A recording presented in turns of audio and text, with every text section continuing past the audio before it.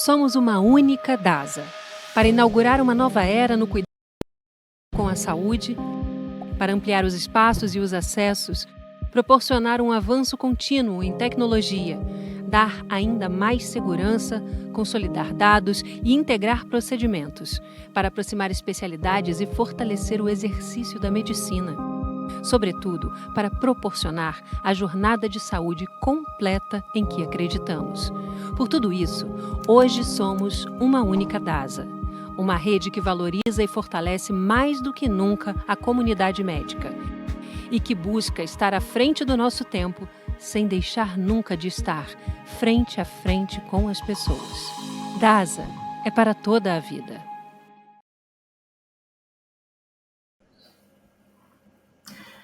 Boa noite, pessoal. Sejam muito bem-vindos, então, a uma próxima aula do curso de Genética para não geneticistas da DIN1 DASA. Vamos dar continuidade às aulas de hoje, seguindo, então, a aula do professor Roberto. Eu sou Tiago Oliveira, sou médico geneticista, faço parte da DIN1 Healthcare Porto Alegre. É uma honra e um prazer estar aqui hoje, ainda mais moderando a aula do Dr. Rodrigo Foch, que vai conversar com a gente um pouco sobre transtorno do espectro autista. O Rodrigo, ele é médico geneticista do Centro de Genética Médica da Universidade Federal de São Paulo, é mestre em tecnologias e atenção à saúde pela Universidade Federal de São Paulo, é coordenador médico da clínica DIN1 Healthcare, a clínica de genética médica da DIN1 DASA, e é também diretor de ética da Sociedade Brasileira de Genética Médica e Genômica, SBGN. O Dr. Rodrigo Foch vai apresentar a aula intitulada Diagnóstico e Investigação Etiológica do Transtorno do Espectro Autista. Rodrigo, muito bem-vindo, muito obrigado. Obrigado, Tiago. Um prazer estar aqui, podendo conversar sobre um dos assuntos que para mim é muito interessante, que é sobre transtorno do espectro autista. Então, vamos lá, a gente vai conversar um pouquinho e depois abrir para as perguntas. Quando a gente fala sobre autismo, eu sempre gosto de começar qualquer fala sobre autismo com essa frase da Brenda, da doutora Brenda Smith-Miles, da Universidade de Kansas, que ela fala que se você viu uma criança com autismo, de fato você só viu uma criança com autismo. Isso é verdade de muitas formas. É só a gente lembrar do conceito, da ideia do espectro autista, que aí a gente já começa a entender que duas crianças com autismo, mesmo às vezes dentro da mesma família, dois irmãos com autismo, eles vão ter características clínicas e comportamentais distintas, né? E isso também é verdade em outro nível, quando a gente pensa do ponto de vista genético, porque a gente não vai ter, né, ou a gente não vai encontrar comumente a mesma alteração genética em duas crianças com autismo. A gente vai conversar um pouco sobre isso, a questão da investigação genética do autismo e do autismo sindrômico, mas a etiologia do autismo ela é tão heterogênea que essa frase também é verdade, tanto do ponto de vista clínico como do ponto de vista etiológico. Então não tem como a gente não usar essa frase na nossa conversa hoje. E a primeira parte da aula é exatamente sobre o transtorno do espectro autista. Em vez de a gente entrar diretamente na investigação etiológica, na parte genética, eu acho que é importante a gente revisitar um pouco a questão do autismo, até porque ainda é um tema que, apesar de ser muito discutido e muito conversado, ainda ele tem muitas dúvidas a respeito, né? Em ambulatório de genética, eu faço ambulatório de genética assim, visitando pacientes autistas constantemente, eu observo dois extremos. Eu observo aquelas crianças que elas são diagnosticadas erroneamente, que às vezes elas têm uma deficiência intelectual e elas têm, por conta da deficiência intelectual, características autísticas, e aí elas recebem um diagnóstico de autismo. E também a outra ponta, às vezes aquela criança que tem muitas características que se sugerem já pensar dentro do espectro e que elas não recebem um diagnóstico. Então eu acho importante essa fala inicial sobre o diagnóstico de TEA, porque o diagnóstico de TEA, na verdade, é um diagnóstico clínico comportamental, né? E depois o passo seguinte sobre a investigação etiológica. Então esse é o primeiro ponto a gente entender. O autismo, né, ele foi descrito pela primeira vez, como a gente conhece, por esse senhor, o Leo Kanner, em 1943, que ele descreveu os distúrbios autísticos do contato afetivo, que ele caracterizava como uma psicose infantil. Mas olha só, ele caracterizou no paper dele, de origem, 4 características importantes: estereotipias, obsessividade, ecolalia, que é a repetição da fala, e isolamento extremo. E até hoje, esses são 4 pontos cardinais que a gente usa para diagnóstico do TEA. Ao longo do tempo, os critérios diagnósticos eles foram sendo atualizados até que a gente chega no DSM-5, em 2013. O DSM é o Manual de Diagnóstico de Transtornos Mentais, na versão 5, que é de 2013, que ela caracteriza o autismo com base em 3 critérios importantes. O primeiro critério são déficits persistentes em comunicação social e interação, que se manifesta por déficit de comunicação não verbal e verbal, tá? Então a gente precisa lembrar que quando a gente fala de se comunicar, não é só a comunicação verbal, mas também a comunicação não verbal, né? Expressão, observação de ambientação, gestos, tudo isso também faz parte da comunicação, de forma não verbal. Então, quando a gente fala de um indivíduo que tem TEA, a gente precisa levar isso em consideração, porque aqui a gente já chama atenção para um diagnóstico diferencial muito importante, que são os transtornos específicos de linguagem, né? Um indivíduo que tem um atraso de fala ou que tem um transtorno específico de linguagem, ele não tem déficit, de forma geral, na comunicação não verbal. Então isso vai já ajudar a gente a ter um diagnóstico diferencial importante. Além disso, ainda dentro da comunicação social e interação, a gente tem a questão da falta de reciprocidade social e a incapacidade de desenvolver e manter relacionamento com seus pares, de forma apropriada ao nível do desenvolvimento. Esse pedacinho final é muito importante. Apropriado ao nível do desenvolvimento. Por quê? Porque às vezes a gente escuta histórias que a família fala, poxa, mas ele se dá super bem, ele mantém um relacionamento com a avó, com o avô, com o tio, né? Uma criança de 3 anos, e aí, quando você entra nesses questionamentos, como que ele é com outras crianças da idade dele, você percebe que ele tem uma dificuldade de relacionamento.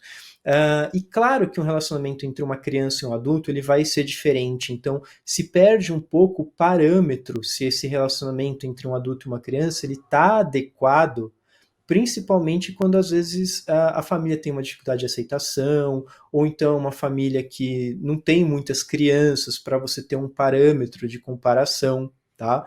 Então é importante a gente lembrar desse item quando a gente fala no déficit de comunicação social e interação. Critério 2 é em relação aos padrões restritos e repetitivos de comportamento, interesse e atividades, no quais a gente precisa ter estereotipia ou comportamento verbal estereotipado, que é ficar repetindo sempre a mesma coisa, ou comportamento sensorial em comum. E aqui, quando a gente fala de sensorial, a gente tem que lembrar de todos os sentidos. Então, pode ser aquela criança que se incomoda com luz, aquela criança que se incomoda com barulho alto, pode ser aquela criança que se incomoda com algum tipo de tecido de roupa ou alguma consistência, pode ser aquela criança que se irrita com alguma coisa de paladar, de olfato, e aí ela começa a ter as escolhas alimentares mais limitadas, né? Ela começa a fazer uma seletividade alimentar. E isso entra dentro do componente de comportamento sensorial em comum.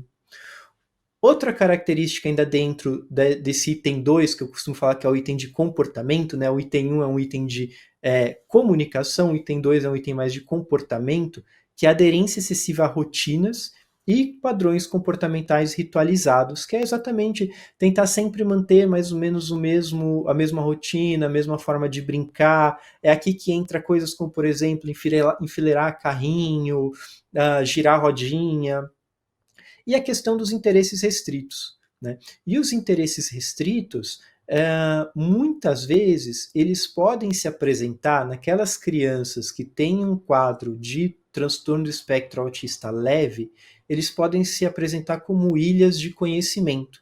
Então é, por exemplo, aquela criança que conhece todas as capitais de todos os países, né? Que conhece tudo sobre dinossauro, que você fala uma data para ela, ela sabe exatamente que dia da semana que era a data baseado no dia, mês e ano. Né? E é aqui, nesse caso, quando a gente fala das crianças que têm, né, as crianças, adultos, que têm um quadro de um TEA leve, com um rendimento bom, e muitas vezes com essas ilhas de interesse, que a gente também encontra aqueles casos que antigamente a gente chamava de Asperger. É importante a gente entender isso, que no DSM-5, o Asperger ele saiu de característica, né? O Asperger ele não é mais um diagnóstico reconhecido pelo DSM-5, tá? Por quê? Porque quando a gente entra, a gente vai falar um pouco sobre isso também, quando a gente entra no critério de espectro, a gente está ampliando o diagnóstico para exatamente contemplar todos esses, digamos, esses não é exatamente a palavra adequada, mas a palavra adequada é espectro, mas englobar todos esses graus diferentes que a criança ou a pessoa pode apresentar em relação ao comprometimento, tanto de comunicação como social. E o terceiro item, então o primeiro item é o item de comunicação, o segundo item é o item de comportamento, o terceiro item é um item de que esses sintomas eles precisam estar presentes na primeira infância. Tá? Isso é muito importante. Diagnóstico de autismo, ele pode ser dado com segurança até os 3 anos de idade. Tá? Tem pessoas com experiência em quadros extremamente clássicos de TEA que com 1 ano, com menos de 1 ano, já é possível inferir que essa criança está dentro do espectro e começar com terapia. E eu roubo um pouco da fala do Dr. Roberto para lembrar que aqui também diagnóstico precoce é fundamental. Aqui diagnóstico precoce é tempo, e tempo vai fazer diferença para essa criança. Tempo vai fazer diferença para uma criança que poderia ter um comprometimento moderado, ser bem estimulada e ir para um comprometimento leve. Uma criança que está no comprometimento leve, ser bem estimulada e ela tender, né, ao normo desenvolvimento. Tá? Muito bem, deixa eu passar o slide aqui. Tudo bem. Esse slide eu gosto só para poder entender um pouco dessa questão do espectro. Né? Quando a gente pensa nos critérios, isso aqui eu simplesmente separei os critérios de TEA, então a gente tem esse grupo de critérios que são os critérios 1 de comunicação, verbal, não verbal, relacionamento, reciprocidade, que o indivíduo precisa ter todos aqueles critérios. Ao critério 2, os critérios 2, que são os de comportamento, sendo que os indivíduos precisam ter pelo menos ou estereotipia verbal, ou estereotipia motora, ou sensorial em comum. Tá? Eles têm que ter pelo menos um desses para a gente poder caracterizar dentro do espectro. E o critério 3, que é o critério de idade. De forma que a gente pode ter um indivíduo que ele tem um comprometimento alto, né, um comprometimento grave em todos esses critérios, mas a gente também pode ter um indivíduo que tem um comprometimento não em todos os critérios, ou um indivíduo que tem um comprometimento pequeno nos critérios de comunicação, por exemplo, nos critérios de comportamento, o que chama mais atenção, às vezes, por exemplo, a questão do interesse restrito. Só que quando a gente vê, esse indivíduo ele também contempla os critérios para a TEA. É fácil da gente perceber que esses 3 indivíduos são indivíduos completamente diferentes. Né? E é esse que é a ideia do espectro, né? Quando a gente pensa no espectro. Então, essa pessoa ela tem que ter os critérios clínicos, mas que podem estar comprometidos em maior ou menor grau, de formas diferentes, e isso que vai fazer com que aquela pessoa, aquele quadro de TEA, seja único. Né? E isso é muito importante por conta de terapia, principalmente, a forma como a gente vai tratar esses pacientes. Então, pensando um pouco no que a gente precisa ter atenção, quando a gente pensa na questão da linguagem, que geralmente é o que abre os quadros, muitas famílias vêm buscar por conta do atraso de linguagem. O atraso de linguagem é exatamente não usar as palavras esperadas para a idade. A gente precisa lembrar que as crianças com TEA elas podem ter um quadro regressivo em até 40% dos casos.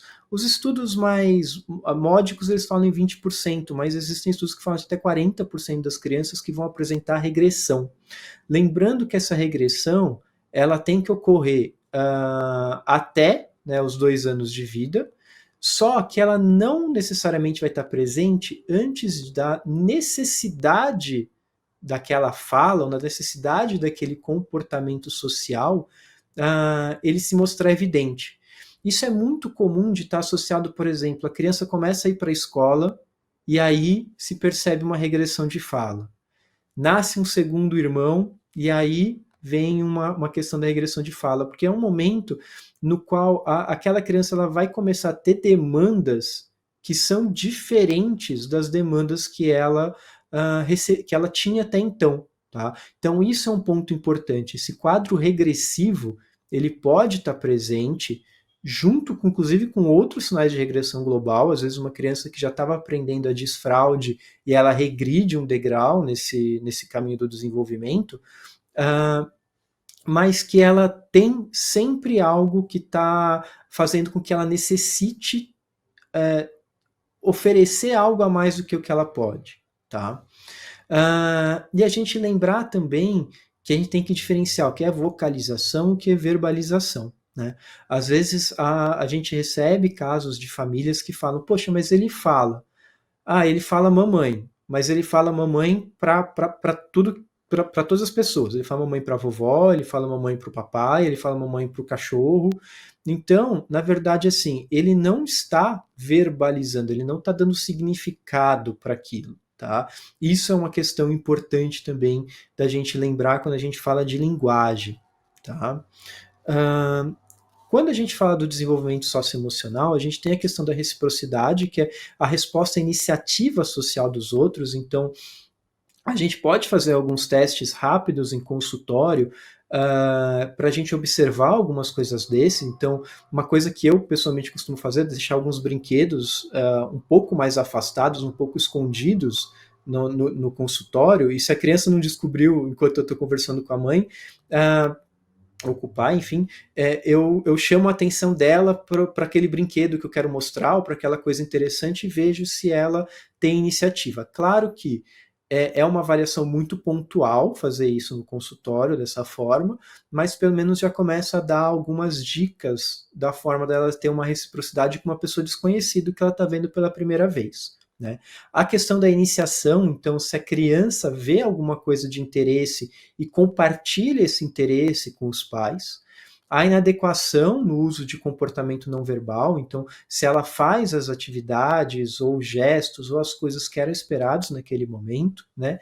E interação mesmo, né? Demonstrar interesse nos colegas, demonstrar interesse em interagir com os outros. Então, isso tudo está dentro do desenvolvimento socioemocional. Aqui eu vou passar bem rapidamente, só para a gente lembrar que a gente tem alguns marcos do desenvolvimento específicos em relação à característica socioemocional. Então, por exemplo, com 1 ano a gente já espera que a criança esteja dando tchau, ela começa a expressar emoções, e com 2 anos que ela já comece a falar sobre os sentimentos, né? Que ela também já tenha jogos simbólicos, então a gente já observa um desenvolvimento socioemocional que é importante. E como toda escala de neurodesenvolvimento, a gente observar que ela está fora desse ponto do neurodesenvolvimento, a gente não tem que observar aquele comportamento exclusivamente, mas a gente tem que observar ele em conjunto com outras características para entender se realmente tem um déficit ou se é só uma dificuldade em um ponto específico do comportamento ou da ação que a gente esperava da criança. Tá? A questão da atenção compartilhada, que eu já comentei um pouquinho, mas exatamente compartilhar objeto e experiência com os outros. Então, tanto na questão de iniciar algum compartilhamento, como de querer participar do que está acontecendo em uma roda de amigos, ou alguma coisa que os adultos estão fazendo, outras pessoas, ela buscar entrar dentro daquilo que está acontecendo, né? A questão do apontar, e aqui a gente precisa entender que tem duas coisas que a gente avalia sempre, que é se ela olha para onde está sendo apontado, e às vezes criança com autismo, você está apontando, ela vai e olha o que tem no seu dedo. Então, assim, se ela está observando aquilo que está apontando, e também algumas nuances um pouco mais sutis, como, por exemplo, seguir com o olhar, né? Então, o olhar também é uma forma de apontar algo que está acontecendo. E é um pouco mais sutil do que, de fato, você apontar com o dedo, né? E a questão do compartilhamento de interesses, de brinquedos ou de coisas que estejam acontecendo na rua, comercial de TV, algum desenho que se gosta, coisas desse tipo, que precisam ser sempre exploradas em consulta quando existe uma suspeita aí de TEA.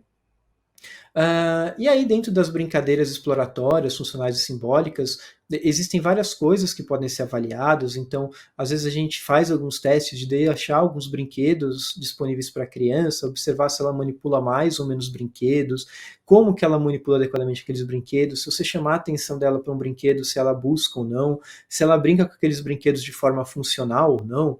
Então, a história de pegar o carrinho e brincar com o carrinho de vrum, vrum, ou então de ficar rodando a rodinha, de ficar trazendo muito próximo do olho, olhando características, né? E a questão da brincadeira simbólica, que a gente sabe que é muito difícil as crianças com TEA eles fazerem a questão do simbolismo. Então, eu lembro bem de uma criança que eu avaliei, esse é um caso que eu sempre gosto de comentar, um menino já de uns 6, 7 anos, que numa dessas brincadeiras eu sempre pego um bloquinho, eu costumo fazer uma parte de um teste que a gente chama de OERA, que é um teste com vários brinquedos para a gente ver questão de interação e tudo mais.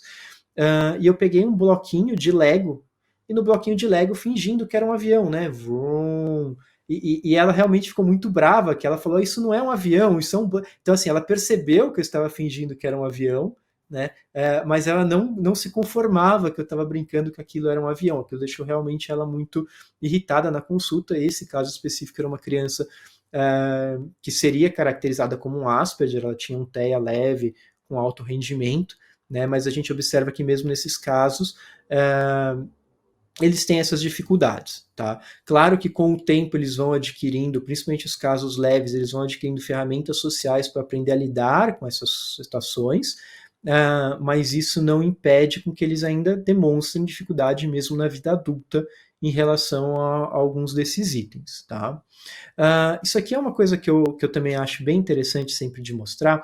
São 2 estudos. Esse primeiro estudo do lado esquerdo do slide é um estudo comparando um exame chamado eye tracking, que é um exame que as crianças elas olham algumas imagens e basicamente elas vão mostrar o olho, ele vai seguir onde o olho da criança tá olhando, para ver qual que é o roteiro que ele faz, né? E a gente sabe que socialmente a gente tem o triângulo invertido da face, que é onde geralmente a gente olha numa comunicação, que é a região entre os olhos, o nariz e a boca, né? Uma criança com TEA, e ele vai estar aqui do lado esquerdo do slide, ela não faz esse triângulo invertido, né? O olhar ele é aleatório, diferente do grupo controle, que ali a gente vê um olhar seguindo o triângulo invertido, dependendo das emoções que as pessoas estão demonstrando.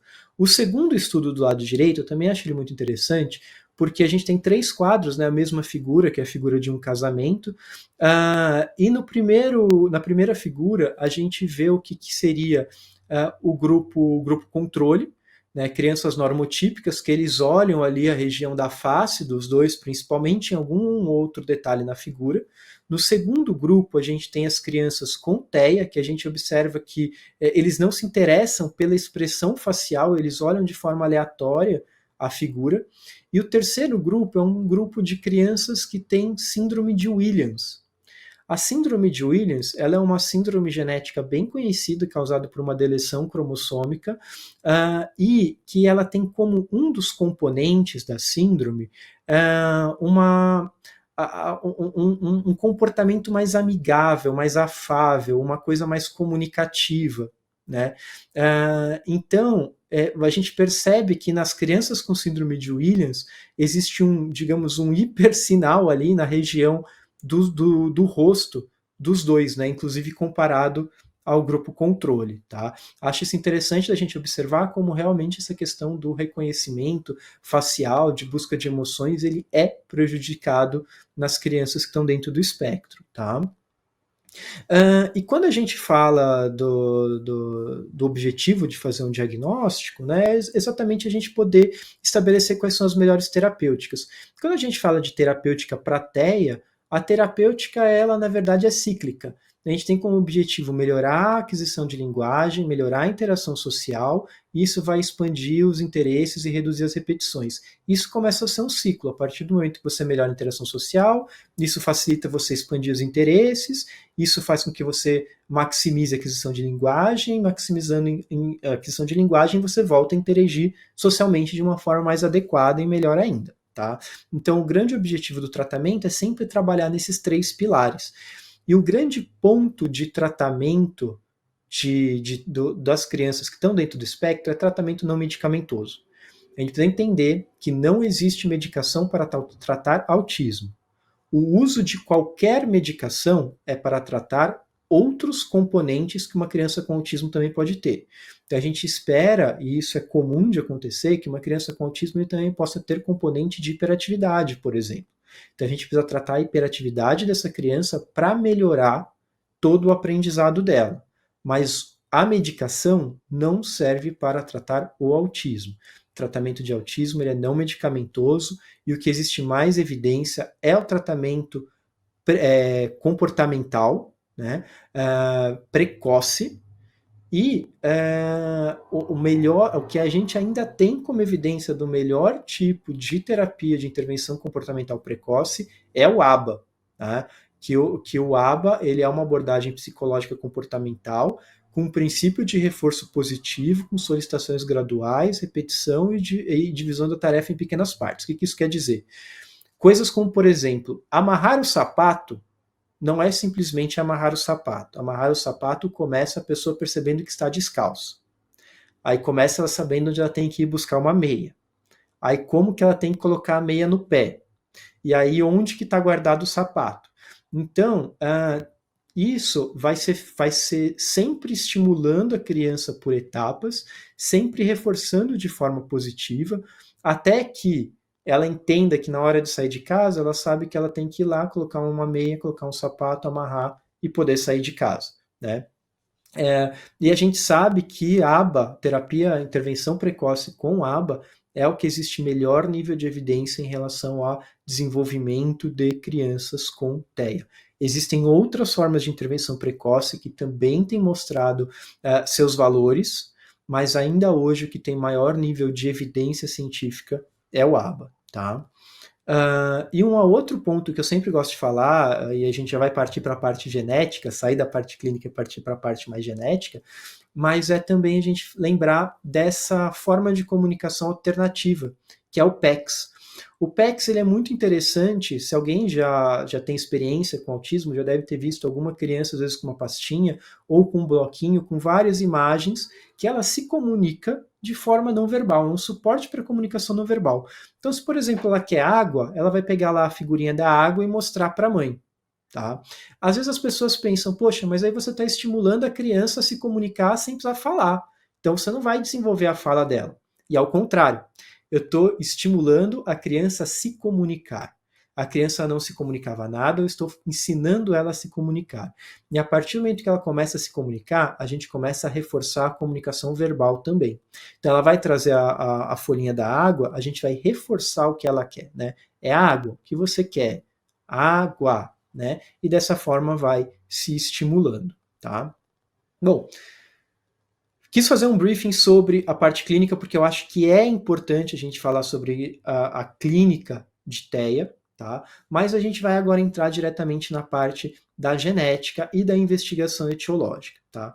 E quando a gente fala em genética, muita coisa na genética, ela começa com estudos de herdabilidade. Os estudos de herdabilidade, eles surgem de estudos de gêmeos.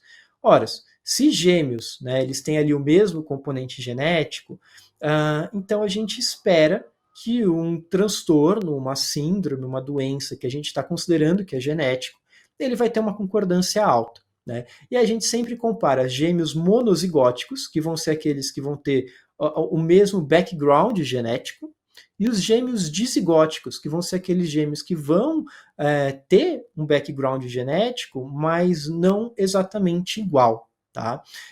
Então, existem diversos estudos que estudaram gemelares, tá? E essa revisãozinha de Ronald Hoekstra de 2010, eles estudaram 30 estudos de gemelares entre 2000 e 2010, e eles perceberam que o TEA é altamente influenciado por fatores genéticos, eles concluem isso com uma herdabilidade que chega a 90%. Uma concordância nos estudos aí entre 35% e 95% em gêmeos monozigóticos e entre 0 e 31 dizigóticos. O que isso quer dizer? Isso quer dizer que a gente tem sim um componente genético que é importante para o transtorno do espectro autista, mas a gente também tem um componente ambiental que a gente não pode esquecer. Isso quando a gente fala de autismo como um todo, tá? A gente precisa lembrar que isso aqui é só um outro estudo que também trouxe uma meta-análise de estudo de gêmeos, esse é um pouco mais recente, 2015, mas que ele concluiu da mesma forma, né? Existe aí fortes influências genéticas para a TEA, mas não exclui a questão do envolvimento ambiental. E sempre quando a gente também está começando a investigar essa questão genética de autismo, costumam surgir alguns outros estudos, e um dos estudos que surgiram com o autismo lá na década de 70 foi em relação a características dismórficas em crianças com autismo. Então a gente já sabe bem, isso é uma das bases da genética médica, que é a dismorfologia, que os dismorfismos são marcadores da embriogênese. Dismorfismos são pequenas alterações no formato da face, formato das mãos, de estruturas ou características físicas. Né? E a gente sabe que quanto maior o número de dismorfismos, mais chance uma pessoa tem de ter uma síndrome genética, e quantos mais dismorfismos uma pessoa tem, mais chance ela tem de ter uma malformação maior, como uma cardiopatia ou outras malformações. Lá em 1977, o Walker, ele pareou 74 crianças com autismo para 74 crianças normotípicas. E ele usou uma escala para verificar os dismorfismos desses indivíduos. Ele percebeu que as crianças com autismo eles tinham um score maior do que os grupo controle, ou seja, eles eram mais dismórficos do que o grupo normotípico. Uma grande crítica do estudo de Walker foi, mas você está pareando crianças que são muito distintas. Né?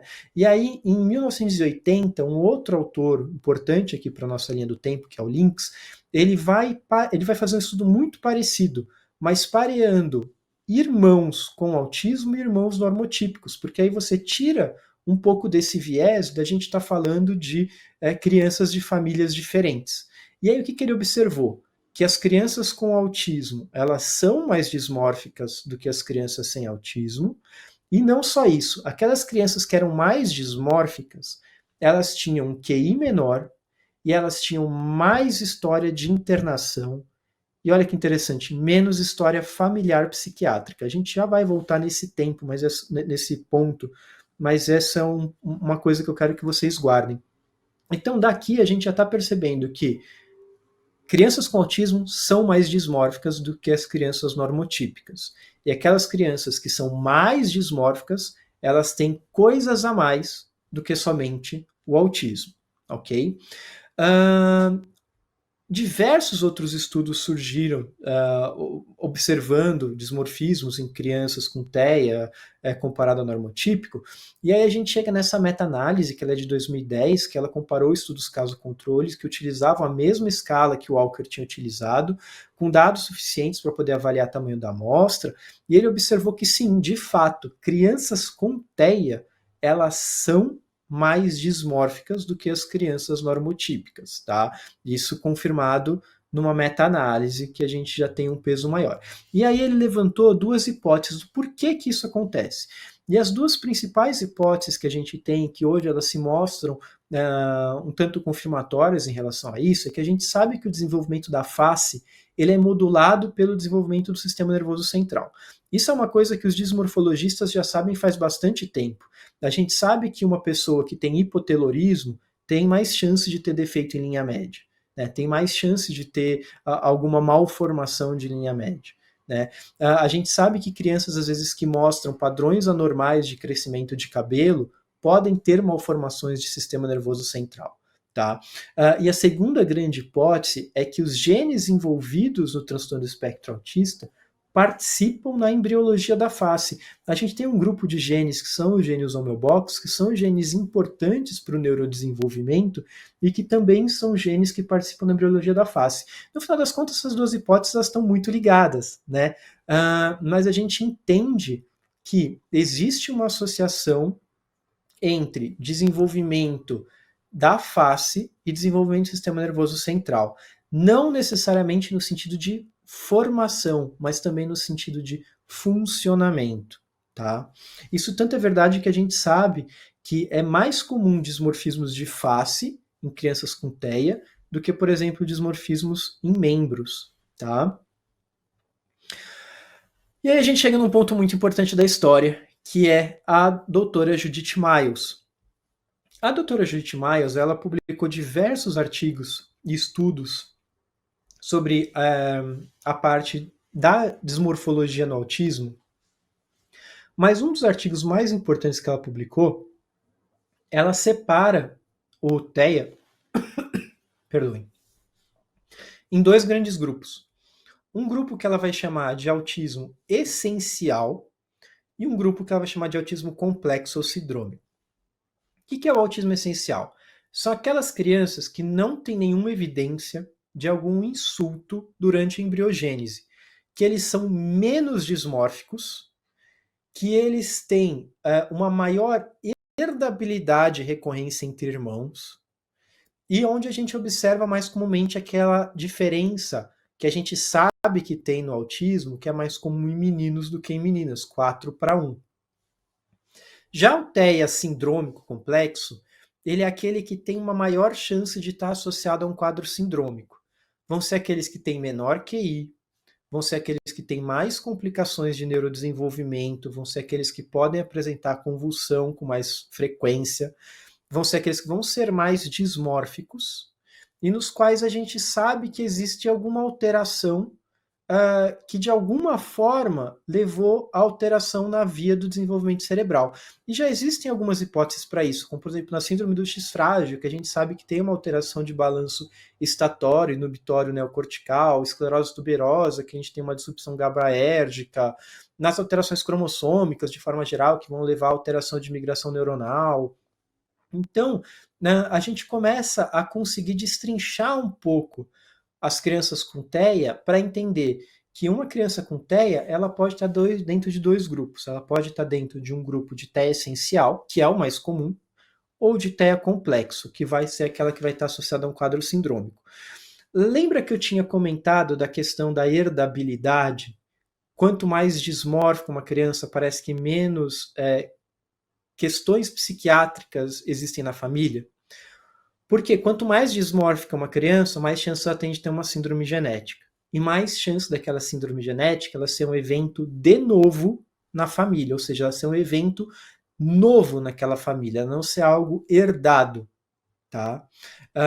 E quando a gente pensa nas crianças que têm menos dismorfismos, que elas vão estar dentro do autismo essencial, que a gente está falando de um quadro mais multifatorial, aí sim a gente tem uma frequência maior de outros transtornos psiquiátricos também na família. E uma coisa que é interessante dos trabalhos da Judith, da Judith Miles, é que em 2008 ela avaliou 300 crianças com TEA e ela determinou quais são aquelas características fenotípicas que são as que mais chamam a atenção para eu pensar que essa criança com autismo ela pode ter um quadro sindrômico e ela precisa ser investigada de uma forma adequada. E ela criou todo um algoritmo para essa investigação que é voltado para profissionais que não são especializados em dismorfologia, ou seja, que não têm experiência em olhar para as características físicas e falar se é uma orelha de baixa implantação, se é uma antihélice proeminente ou não. Ela criou um algoritmo fácil de ser utilizado por qualquer pessoa que vai olhar para a orelha e vai falar, bom, essa orelha é diferente, e aí eu vou pontuar por conta disso.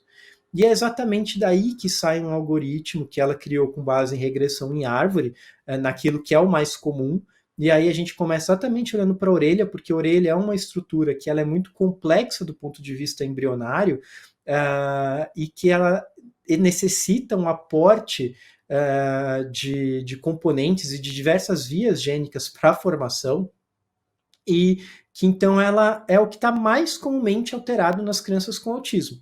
A partir do momento que você olhou para a orelha, você vai vendo as outras características. Uma forma extremamente fácil de você poder classificar uma criança em dismórfica ou não dismórfica.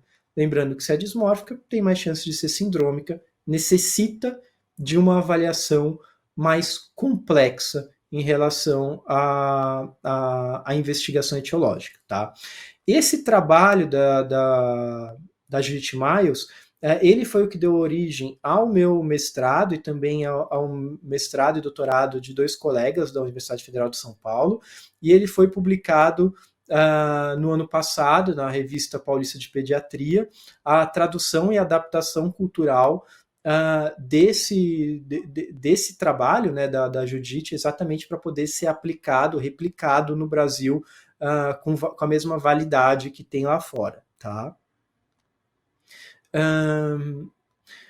E aí, bom, a partir daí, quando a gente pensa a gente já entendeu, então, que o diagnóstico de autismo é um diagnóstico clínico comportamental, com base nas características do DSM-5, que existe um grupo que a gente vai chamar de autismo sindrômico, que vai ser aquele grupo que tem mais características fenotípicas que chamam atenção, que eles vão ser mais sindrômicos, tem uma chance maior de ter síndromes, e a partir daí, como que a gente investiga esses casos? Então a gente ainda sabe que entre 60% e 80% dos casos de autismo, eles vão ser multifatoriais, eles vão estar dentro do grupo essencial, que não tem uma causa genética conhecida. Mas a gente tem algumas alterações genéticas muito importantes, algumas síndromes genéticas muito importantes que precisam ser exploradas quando a gente está investigando um quadro de TEA. Então a gente vai falar um pouquinho sobre elas, e ainda hoje, aquelas que são as mais importantes, porque representam aí até 20% dos casos de alterações genéticas de TEA, são as alterações de variantes de número de cópias, né, as copy number variations, que são pequenas deleções ou pequenas duplicações do material genético. E aí a gente tem diversas síndromes associadas. Eu tinha comentado um pouco mais cedo sobre a síndrome de Williams, que ela é a deleção de um cromossomo, que é o cromossomo 7, um pedacinho do braço longo do cromossomo 7, e olha só que interessante, a duplicação dessa mesma região, ela gera um quadro que também já está classicamente associado com autismo. Né? A gente tem algumas outras regiões aqui que já são um pouco mais conhecidas das pessoas que de alguma forma têm contato com genética, como por exemplo o cromossomo 15q1.2, ou então um Q21.1, que a deleção, né, dessa região está associada a uma síndrome também bem conhecida, que é a síndrome TAR, que gera aplasia de rádio, e que até 10% das crianças com a síndrome TAR podem apresentar TEA, né? Entre outros comprometimentos psiquiátricos ou de neurodesenvolvimento também, tá? Algumas outras aqui eu quero só chamar a atenção para 2 que são muito importantes, né? Que é a síndrome velocardiofacial, por conta da deleção do 22q1.2, que já é uma síndrome bem tipicamente associada à esquizofrenia, mas que também está associado a outros transtornos de neurodesenvolvimento e também está associado à TEA, até 20% das crianças podem apresentar TEA. E também uma síndrome que é bem importante, a gente tem um grupo aqui no Brasil de pacientes com essa síndrome, que é uma síndrome bem rara, que é o Phelan-McDermid, que ela é causado por uma deleção também, que envolve um gene muito importante do neurodesenvolvimento, que é o gene SHANK3. Tá? E a gente sabe que indivíduos que têm mutação no gene SHANK3, eles também desenvolvem quadro de TEA, sem ter outras características, necessariamente outras características associadas aí ao Phelan-McDermid, tá? Phelan-McDermid. Entre as síndromes gênicas, a gente também poderia ficar assim o dia todo falando disso, eu só vou passar rapidamente. A gente tem algumas que são mais importantes, lembrar da síndrome do X frágil, que sem dúvida é uma das mais importantes. Enfim, a síndrome, outras síndromes, né, síndrome SOTS podem estar associadas, neurofibromatose, amitineliopathies. Tá? E existem duas coisas que são importantes da gente observar sempre que a gente vai avaliar uma criança com autismo, porque facilitam muito e são quadros muito importantes da gente lembrar. Se a gente tem uma criança com autismo com macrocefalia, a gente precisa pensar que essa criança ela pode ter uma alteração no gene que é o gene do PTEN. Tá? O gene PTEN ele é um gene que é identificado em até 17% dos casos de macrocefálicos com TEA, e geralmente uma macrocefalia importante, uma macrocefalia que vai estar passando ali ou se aproximando de 3 desvios padrões numa curva de crescimento do perímetro cefálico. Tá? Mas então a gente tem uma criança com macrocefalia com TEA, é importante a investigação do gene PTEN. Um outro diagnóstico que é muito importante a gente citar, que é o da síndrome do X frágil, a gente lembrar que mais de 90% das crianças que têm síndrome do X frágil vão ter algum critério para TEA, não necessariamente fechando o diagnóstico de TEA. Cerca de 60% das crianças com X frágil vão fechar diagnóstico de TEA com base nos critérios do DSM-5. Tá? E quando a gente pensa no X frágil, é uma síndrome genética ligada ao X, no qual as mulheres são portadoras, elas podem não apresentar nenhum fenótipo, absolutamente nenhum fenótipo, mas é interessante a gente observar que mulheres que têm a mutação completa para X frágil, em até 23% elas apresentam critérios para TEA.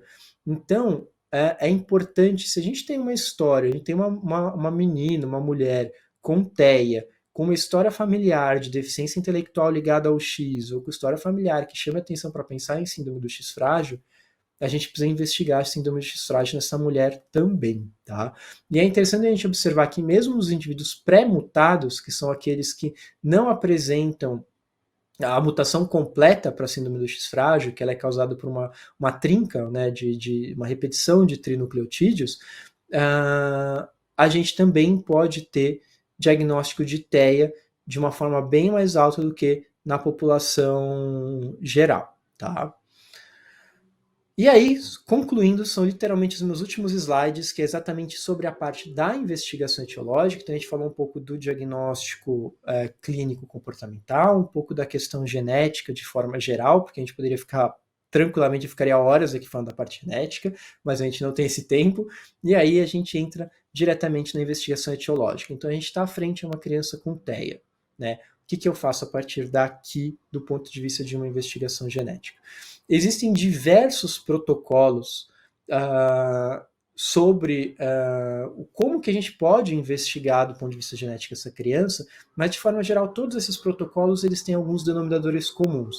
Nesses denominadores comuns, olhem só, começa exatamente a gente diferenciando o que é um TEA complexo e o que é um TEA essencial.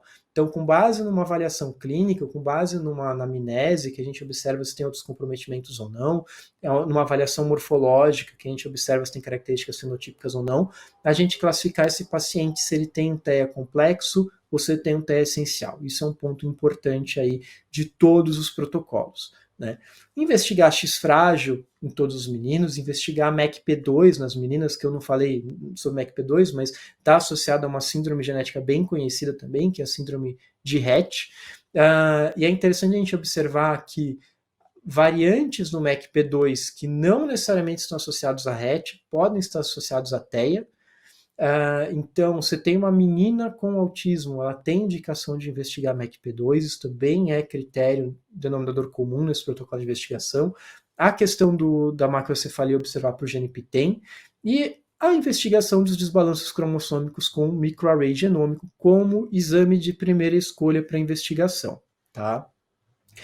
De forma que a gente tem uma proposta, esse é um slide que eu já uso de forma recorrente em algumas aulas quando eu vou falar sobre parte genética de autismo, mas seria um pouco uma proposta de investigação etiológica com base nesses denominadores comuns e com base nesses outros estudos, tá?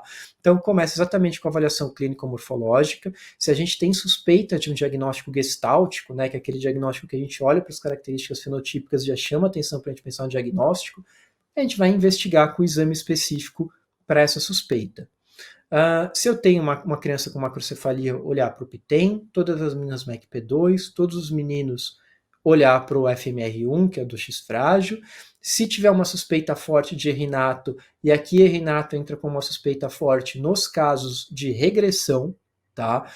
Quando a gente tem um quadro de regressão e que não envolve somente a fala, a gente tem que pensar bastante na questão do erinato, e entender que uma criança com TEA que tem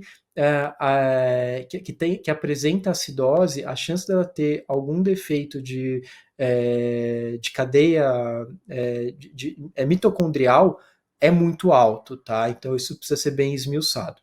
Todos os pacientes com TEA, independente deles estarem no quadro essencial, no quadro sindrômico, investigar com microarray genômico, tá? E aqui mesmo nos quadros que não têm muitas características fenotípicas, porque às vezes a gente pode ter alguma pequena deleção que envolve gene de neurodesenvolvimento e que não vai ter características fenotípicas típicas que vão chamar a nossa atenção, então isso precisa ser investigado.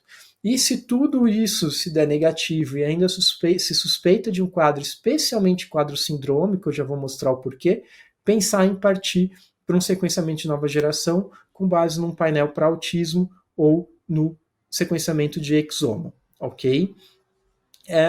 Então aqui eu vou mostrar só 2 estudos, 2 informações que são aqui da casa mesmo, do DASA. Esse primeiro estudo, ele foi apresentado no congresso, foi feito pela doutora Michele Migliavacca, no qual, de forma retrospectiva, a gente olhou para 488 pacientes que deram entrada no laboratório para a realização de cariótipo e no qual na solicitação médica constava a informação de que eles teriam autismo, tá? E a gente observa que só 2% desses pacientes mostraram alguma alteração cromossômica.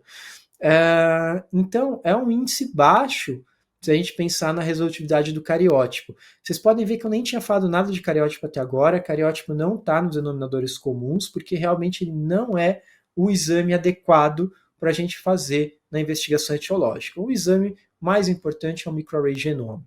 Tá? Então, um estudo que a gente apresentou no Congresso Brasileiro de Genética Médica do ano retrasado, ano passado a gente infelizmente não teve congresso por conta da pandemia, no qual a gente avaliou 748 pacientes encaminhados para análise cromossômica por microarray e nos quais a gente buscou desses quais que tinham relato de diagnóstico de TEA ou comportamento autista. Né? E a gente observou 30% do total de pacientes encaminhados para investigação com microarray, eles apresentavam ali ou o diagnóstico de TEA relatado ou comportamento autista, a maioria do sexo masculino, que é esperado, e a gente observou em 21% desses pacientes foi identificada uma variante número de cópia patogênica, tá? Uma alteração que justifica ali o quadro clínico. Esse dado ele é compatível com o que a gente tem na literatura, que fala que aproximadamente 20% dos pacientes eles vão ter alguma microdeleção ou alguma microduplicação cromossômica, e essa é um dos principais motivos mais importantes aí da gente investigar esse tipo de desbalanço cromossômico nas crianças com TEA. Tá? De diversas regiões cromossômicas, uma das regiões mais importantes e mais comuns ali que a gente encontrou nos nossos pacientes foi no cromossomo 15, mas também associado ao cromossomo 7, 14 e 16, que estão dentro daquela tabela de revisão de literatura que eu tinha mostrado anteriormente, né? Então, só reforçando aí os dados de literatura que a gente já conhece e já tem há mais de uma década aí, né? E quando a gente pensa saindo das alterações cromossômicas, olhando para as alterações gênicas, a gente tem uma base de dados importante, que é o SFARI, que é uma base de dados para alterações, para genes que seriam genes candidatos para autismo. E eles classificam esses genes em diversos, por scores, tá? De forma que existem 2 scores que são os mais importantes para a gente, que são os genes S, que são os genes que estão associados a TEA sindrômico, e os genes de score 1, que são aqueles que teriam uma alta penetrância para TEA, onde entra, por exemplo, o gene SHANK3, que eu tinha comentado anteriormente.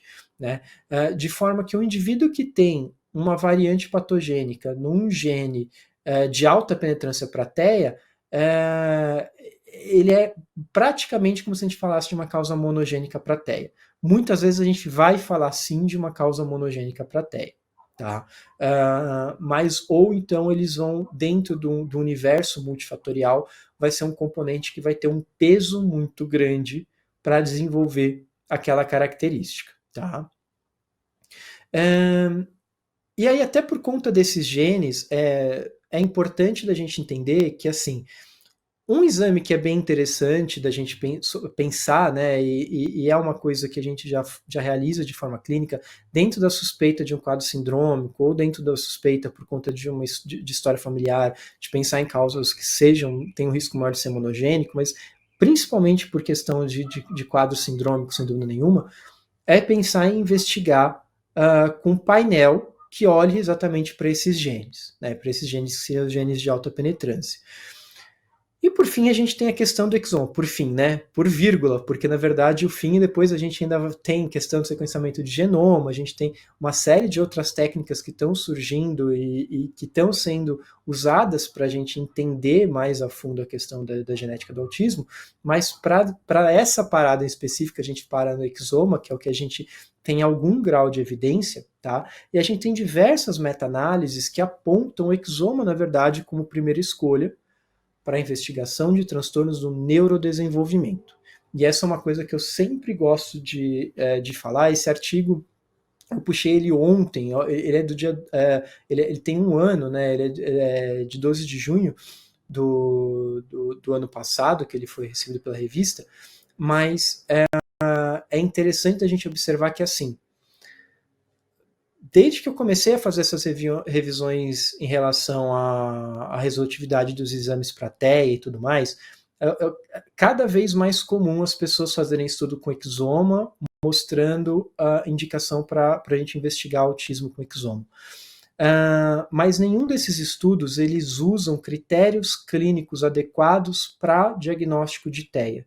Então, de forma geral, esses estudos são amostras que estão envolvendo pacientes que não são somente TEA, mas que são deficiência intelectual com características autísticas, que são crianças que têm quadros convulsivos e que também têm questões comportamentais. Por isso que a gente fala, quando a gente está pensando em transtorno de neurodesenvolvimento de forma geral, tá? A gente pensa assim no exoma como uma escolha importante. A gente já sabe que o exoma ele é um exame de primeira escolha importante para a investigação de deficiência intelectual, por exemplo. Tá? Mas quando a gente pensa ainda em questão de autismo essencial, principalmente, tá? A gente sabe que o exoma ele não tem uma grande indicação. A resolutividade de exoma na investigação de autismo essencial, ele gira em torno de 5%.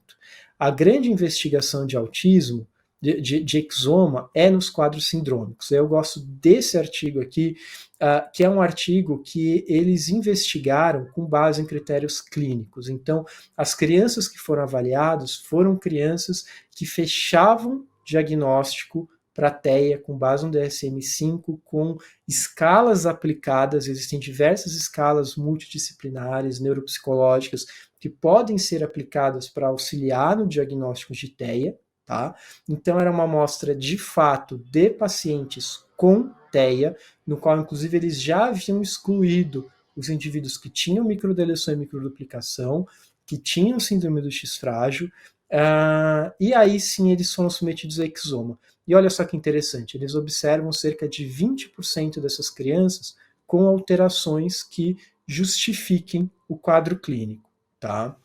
E mais uns 5% com genes candidatos à TEA, aquilo que eu falei dos genes que seriam de alta penetrância, classe 1 no SFARI. Tá?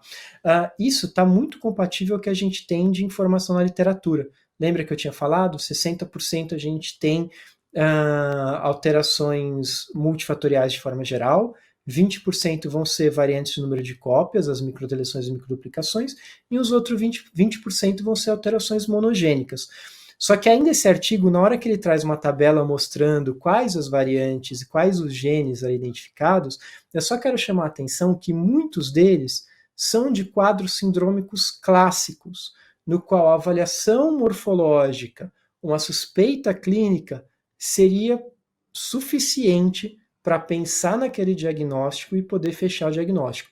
A gente tem aqui, por exemplo, síndrome de Rubinstein-Taybi, né, que é uma síndrome genética bem clássica e que com uma avaliação morfológica bem feita, seria possível fazer o diagnóstico sem a necessidade de partir, por exemplo, para um sequenciamento de exome. Tá? Então, eu só quero finalizar voltando para a proposta de protocolo de investigação etiológica, que eu acho que é o que eu pratico do ponto de vista clínico, e sem dúvida nenhuma eu acho que é importante a gente entender. Nada disso é escrito em pedra, essa conversa que a gente está tendo em junho de 2021. Se a gente for ter essa conversa de novo no ano que vem, a gente vai observando que as coisas vão mudando. Né? E ainda bem que elas vão mudando, é isso que a gente quer, é isso que a gente espera, de entendendo que exames que hoje eles não são primeira escolha, com o tempo eu acredito sim que eles vão passar a ser uma escolha mais precoce ali na investigação, e outros exames, outros pontos da investigação, eles vão surgindo, isso conforme for crescendo mesmo o nosso conhecimento científico, tá bem? Por fim, eu deixo aqui só um slide do corpo clínico da Genion Healthcare, na qual eu tenho o prazer de ser o médico coordenador. A gente fica completamente à disposição de discussão de casos e de qualquer eventualidade, tá? Muito obrigado e eu agradeço de novo a disponibilidade. Parabéns, Rodrigo, foi excelente a aula, como já esperado, né? A gente teve bastante elogios e comentários aqui no chat. A gente não vai poder fazer todas as perguntas, algumas delas já foram respondidas ao longo da aula, mas eu selecionei algumas que acho que vai ser interessante a gente comentar. Então, tem uma pergunta que é a seguinte: o autismo pode ser detectado no teste de triagem neonatal? Pois é, não existe um marcador biológico para o autismo, né? Ou seja, não existe um exame bioquímico, um exame de imagem ou algo que se altere para a gente poder fazer um diagnóstico precoce de TEA. O diagnóstico precoce ele vai ser com base nas características clínicas e comportamentais que a criança pode apresentar já no primeiro ano de vida. Ótimo. Outra pergunta que fizeram aqui é em relação ao tratamento, né? O canabidiol é utilizado para tratar pacientes com TEA? O canabidiol, ele tem algumas utilizações já mais bem estabelecidas, como por exemplo na questão da epilepsia, tá? E também em questões de transtornos comportamentais, existe alguma evidência, como por exemplo hiperatividade, muito importante, algumas coisas assim. Mas até onde eu sei, tá? E aí eu não tenho experiência clínica com canabidiol, talvez para poder responder essa pergunta da melhor forma possível, mas até onde eu sei não existe evidência sobre o uso de canabidiol para tratamento de TEA em específico. Ótimo. Seguindo nessa linha de tratamento também, tem uma pergunta: qual é a sua orientação sobre dietas para autismo? Tá, uma coisa que é importante a gente entender, a gente sabe, e eu cheguei a comentar isso brevemente, que a gente pode ter algumas questões de seletividade alimentar nas crianças com TEA, tá? E a gente também sabe que essas crianças, elas podem ter algumas propensões a mais a alguns tipos de intolerância. Isso parece que já começa a ter algum grau de evidência em relação a algumas intolerâncias. Mas na realidade, e aí é uma coisa que alguns autores eles colocam isso como perspectiva, né? A dieta está sendo usada para tratar o TEA? Na verdade, não. A dieta estaria sendo usada para tratar essas intolerâncias. E aí você imagina que é uma pessoa, uma criança, que não consegue se comunicar, que não consegue demonstrar que aquilo que ela está ingerindo está fazendo mal, que aquilo está irritando, né? E aí, no momento que você entra com uma dieta que ajusta essa necessidade dela, ela vai parar de ter aquele incômodo. O que vai acontecer? Ela vai melhorar o comportamento dela. Então, a gente tem que tomar cuidado o que é causa e o que é efeito, né? Entender que o que parece que é o mais certo não é que o tratamento dietético ele vai estar tratando o TEA, é que ele vai estar tratando essas comorbidades, e aí com a melhora dessa comorbidade vai melhorar o comportamento, e claro, vai melhorar o comportamento ainda bem, é isso que a gente gostaria mesmo, né? Ótimo. E acho que para finalizar, então, a gente foi comentado muito isso no final da aula, né, sobre os guidelines, os exames que podem ser utilizados, a sequência que seria mais indicada, Mas teve uma pergunta aqui, como o curso é de genética para não geneticistas, acho que talvez seja interessante ficar como mensagem final, que é o seguinte: já vi casos em que pediatras especialistas em TEA fazem o diagnóstico sem o exame genético. Mesmo com esse diagnóstico, é recomendado a realização de painel de exame genético para TEA? Tá. Então, assim, lembrando, o diagnóstico de TEA ele é um diagnóstico clínico comportamental, tá? A gente não tem marcador biológico, a gente não tem uma alteração genética única, a gente não tem uma alteração que explique em todos os casos o que a gente espere de encontrar nas crianças com TEA. O diagnóstico de TEA ele é dado por critérios clínicos e comportamentais. De preferência, né? E a gente tem, claro, os pediatras atuando fortemente, os psiquiatras infantis como profissionais muito importantes, os neuropediatras como profissionais muito importantes também, né? Mas, na realidade, a gente entender isso. Qualquer exame genético, o nosso objetivo são dois. Primeiro, ver se pode ter algum quadro sindrômico, né, que explique para a gente, que na verdade demonstre que aquela criança ela está dentro do espectro por conta de uma síndrome, né, e de fato buscar uma causa etiológica. Então, quando a gente pensa em fazer um exame, eu estou buscando uma causa. Eu não vou fechar diagnóstico de autismo por conta ou apesar do exame. Eu vou fechar diagnóstico de autismo por conta do comportamento dessa criança. Excelente, então, eu acho que a gente pode encerrar. Tivemos mais uns elogios aqui, alguns comentários no chat, muitas pessoas elogiando, agradecendo. Fica então um agradecimento a todo mundo que assistiu, que participou, que mandou as perguntas, e o curso vai seguir. A gente agradece ao Rodrigo mais uma vez, parabeniza pela excelente aula, e uma excelente noite a todo mundo. Tchau, tchau.